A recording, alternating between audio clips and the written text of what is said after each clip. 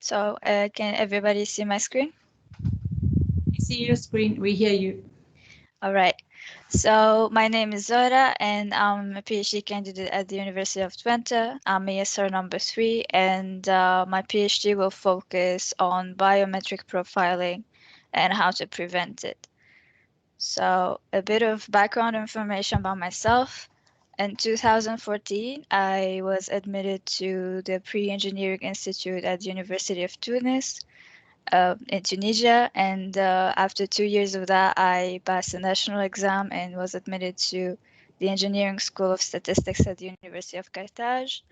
And last year, I obtained my engineering diploma in statistics from the same university. And during my engineering curriculum, I've had in total 3 internships, of which 2 are somewhat related to the Prima aspects. Um, One of them was about clinical trial data anonymization, and the other one, which was my graduation internship, was about gender recognition from faces in order to evaluate gender representations in French TV streams, which in itself is one application of biometric profiling. So, in order to understand what biometric profiling means in the context of my PhD, we will have to answer the question of what kind of information other than identity can we extract from the face? And the answer to that would be many. Um, Gender, for instance, age, ethnicity, profession, and emotion, and even body mass index are examples of attributes that can be inferred from the face. Um, and some of these are variant over time, uh, such as age, profession, for example, and some are more invariant, such as gender and ethnicity. And more with the advancements of pattern recognition, especially with deep learning, there are more and more models that can accurately infer these attributes. And this raises privacy issues, obviously. Um, well, the first one would be unconsented profiling. It's when a person does not consent to his or her soft biometric attributes recognition, but also it can be when there's unconsented identification, and that is if a person does not consent to be identified, but also doesn't necessarily refuse profiling. This person can still be identified because soft biometrics are linkable, and when combined together or with other information, they can still identify a person. So um, there are 2 scenarios in which this can happen.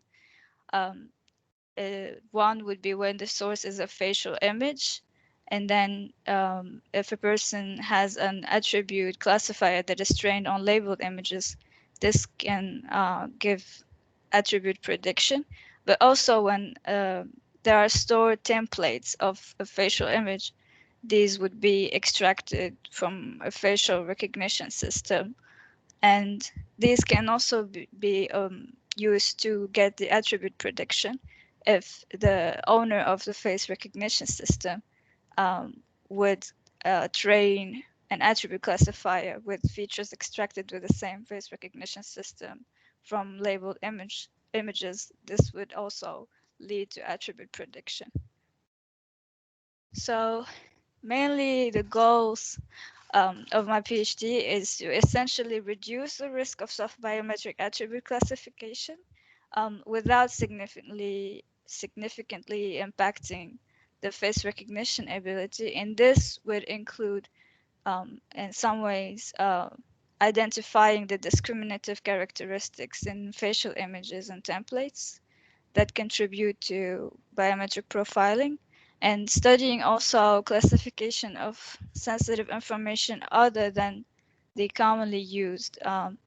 The commonly used would be the demographic, gender, age, and ethnicity, and we would want to see more sensitive information, how it could be classified from faces.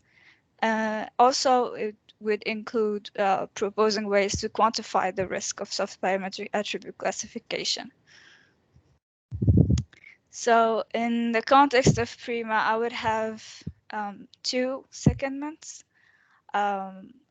One would be to study the privacy sensitivity of voice templates, and the other would be to study the effects of identity hiding on biometric profiling, and this would be in collaboration with ESR number 6. And that's it. Thank you for your attention. We are animated. I think I'm well in time. That means there's plenty of time for